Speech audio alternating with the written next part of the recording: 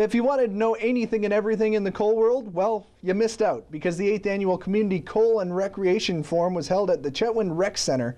There were industry experts that talked about the latest and greatest information. There was around 100 interested people that checked out all the information, and the hottest attraction was a truck driving simulator that everyone was excited about. And of course, the food was fantastic. If you missed it, you're in luck. Our cameras were rolling.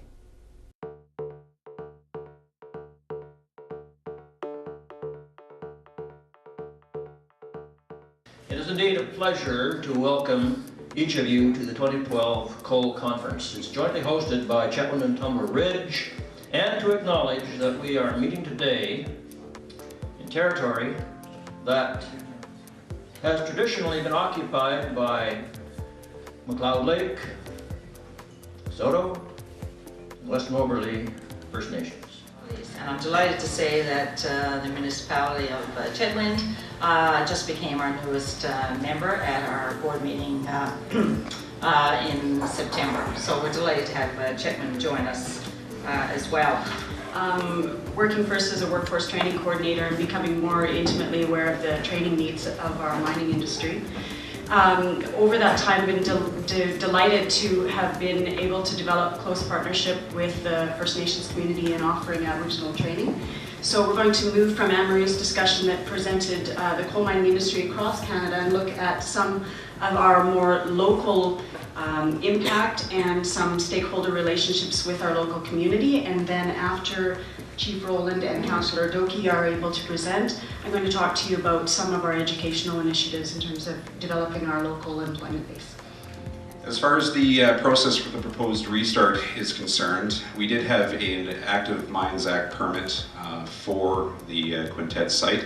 When a site it looks at being renewed and a new mine and reclamation plan is implemented, you have to amend that permit. So what we've been in the process of doing is assembling a Mines Act permit amendment, or MAPA application. And as I mentioned to you, we did a trade-off study between trucking and barging, and at first intuitively it didn't look practical to take coal from Carbon Creek and barge it 174 kilometers all the way through to Mackenzie, and certainly it didn't look economically feasible either.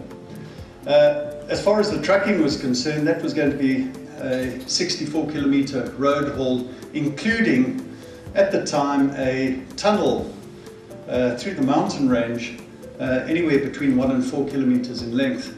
And as far as capital is concerned, that just ultimately didn't make sense.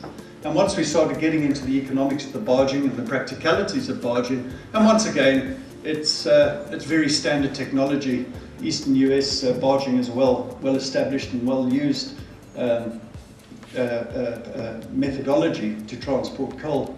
So the theme this year was coal for the future. I don't think it could be any more fitting. We heard today that up to 2011 we're $5 or $6 billion in revenue to the province. And we looked around, we heard all the different industry partners coming in today and talking about all their different proposals, the new mines that are coming on. This area of the province is literally funding the province.